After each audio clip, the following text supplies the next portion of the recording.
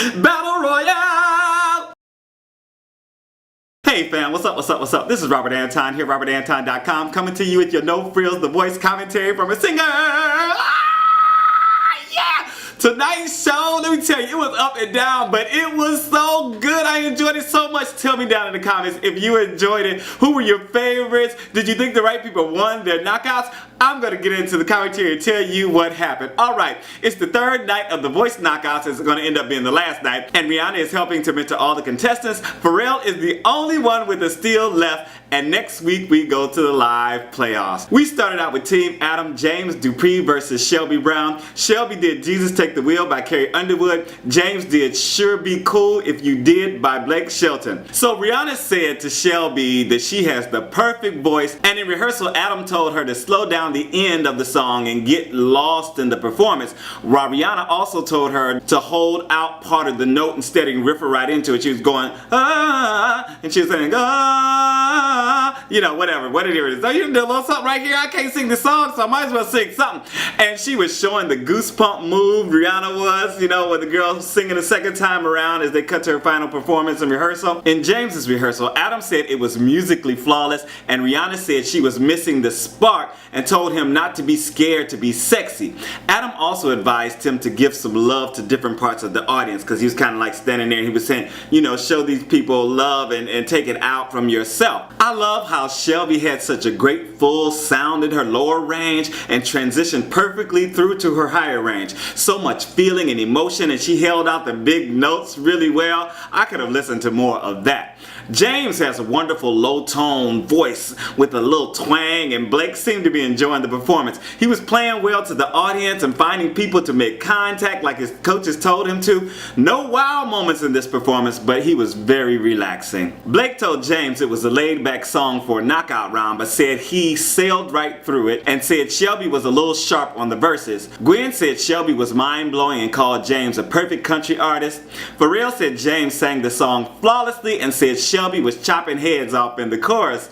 And Adam chose Shelby Brown to win. He said because he liked her vulnerability and she gave him goosebumps. And if I give you goosebumps, make sure to thumb up the commentary and let me know that you are enjoying it, that you appreciate it. A lot of work goes into this, y'all, so please help me out. Thumb it up and send it around to all your social media contacts. Thank you guys so much for your thumbs. Next up we had TeamPharrell with Mark Hood versus Siahna M. And Mark Hood did Stand By Me by Benny King. Siahna did Back to Black by Amy Winehouse. Rihanna told Mark to dial it back physically in the beginning of the song and said he has star quality, and Pharrell also told him not to hit him too fast with the dramatics. So then Rihanna told Siahna how like to kind of craft the beginning of the song and told her to go for the big note at the end and not to be scared. Then she did it a second time, and Rihanna demonstrated it for her on her second try. Mark has such great personality and such an in-your-face performance style. The voice was on point and he was preaching this song to the audience. The key change was a surprise, a welcome surprise, and he shot for the fence with this great performance. Siahna is such a sweet little thing on stage, is so quiet and reserved,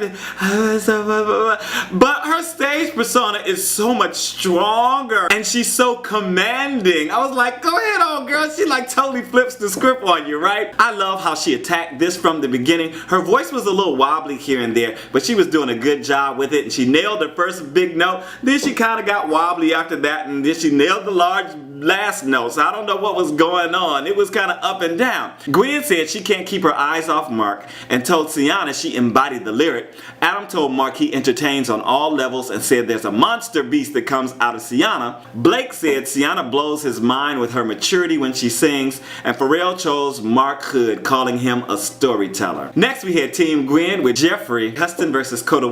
Jeffery did Turning Tables by Adele, and Kota did Barracuda by Heart. So in rehearsal, Rihanna told Jeffery to round his tone in the chorus of the song and told him to not wear his voice out. She also said he's in the vein of Sam Smith and Luther Vandross, and Gwen gave him some stage directions to better support the emotion of the song. Gwen told Kota to cut back on some of the growls and to not lose her femininity during rehearsal, and Rihanna told her to control the bigger notes better but called her a firecracker. So on stage, Jeffery had a nice enough sound as he starts out, and he was working his way nicely into the emotion of the song. He certainly sounded sounded better as he hit the higher notes in his range. Though he didn't do much in the way of stage movement, I enjoyed the performance. Kota Wade sounded sharp as she started this out, and it wasn't really in my wheelhouse, the song. I don't know, I just wasn't crazy about it. I did like her working the stage, and she had a good attack on the notes, but it came off like nails on a chalkboard to me. I don't know how you guys felt about it. If you liked it, tell me down in the comments. If you didn't, tell me why you did not like it. Adam called Jeffrey's tone identifiable and respected Kota for the song choice,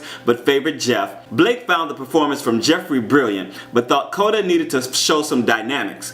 Pharrell said Jeffrey could have pushed it harder in some places and thought Kota had some flat moments. And Gwen chose Jeffery Hustin because he was bringing something special. TeamBlake next had Emily Ann Roberts versus Nadja Nicole. Emily Ann did Cowboy Take Me Away by the Dixie Chicks, and Nadja did A Woman's Worth by Alicia Keys. Blake told Emily in rehearsal that her bigger notes she hit were flat, and Rihanna told her she sounded like she was afraid to hit the notes and just told her to go for it. While Rihanna called Nadja the full package, and Blake noticed she was nervous at the beginning of the song and told her he wished he could start the song at the end with the kind of energy that she had. Then Rihanna gave her some specific notes on how to start the song. In performance, this was so sweet and pure from Emily Ann. The first verse was cute, but as she launched into the chorus, she really opened up vocally and emotionally.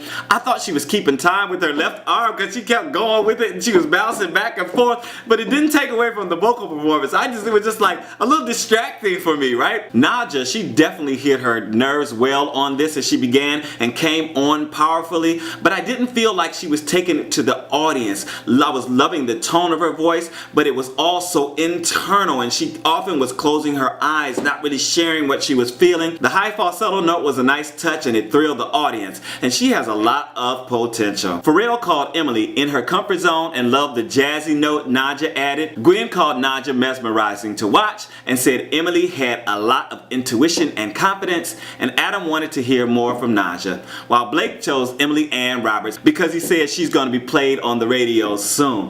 And I started this out thinking poor Nadja, she gotta really kill this in order to stay on against the country singer, right, on Blake's team. Alright, but anyway, what did you think of that battle, and do you think that Emily Ann should have won it? We got a quick peek at Jack Seabaugh and Chris Crump as they competed, and Jack won that round for TeamBlake. And then TeamPharrell had Evan McKeel versus Tim Atlas.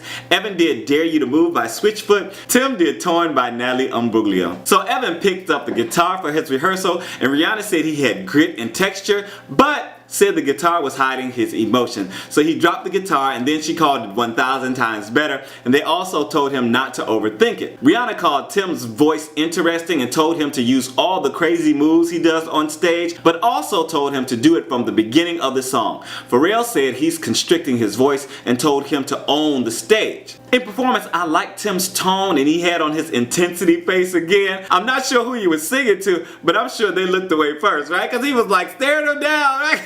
He really had that indie vibe down. I was hoping for a little more in the way of dynamic range, because at points he seemed to be kind of forced. And I loved how this was going for Evan. He is so engaging and has such a great command of the stage, and he took all the lyrics directly to the audience. Very emotional performance with some great moments. Gwen said Tim's first half was magic and called Evan really great. Blake called Evan a great vocalist but called Tim the most unique. Pharrell chose Evan McKeel because he came out swinging and really wanted it. The final knockout of the night was Riley Beaterer versus Regina Love.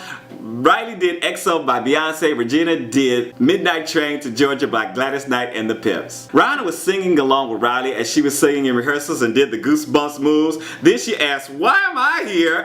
as Gwen was running around the stage celebrating her steal like, "Oh, I got somebody good, I got somebody good." Rihanna told Regina to smooth out her runs as she was in rehearsal, and Gwen asked her to do a freestyle version of the song and then told her to kind of meld the two but not to move too far away from the melody because people would get scared. So in performance, I believed Riley as soon as she started this, and I didn't know she was gonna be able to sing this song, and she was really shining on it. Such a sultry sound with a little bit of an accent. This was a big undertaking, and she was equal to the task, and she really knocked it out of the park. I felt her totally in the moment throughout, and I really liked her sound on the song. I love the husky sound of Regina's voice as she started this song. She was really hitting them low notes out of the park, and it goes without saying that she commands the stage.